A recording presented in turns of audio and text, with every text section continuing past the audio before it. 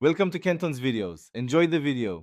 In this video, I will show how to change Toyota CHR car battery.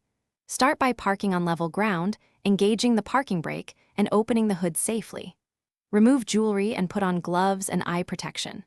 Locate the battery, inspect terminal corrosion, and identify negative and positive posts.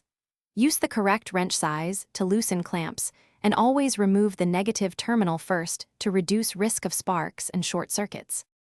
Now we remove the old battery step by step, keeping everything tidy and safe. First loosen the negative clamp, then the positive, and tuck wires aside. Unbolt the hold-down bracket and remove any plastic covers or trays that obstruct lifting.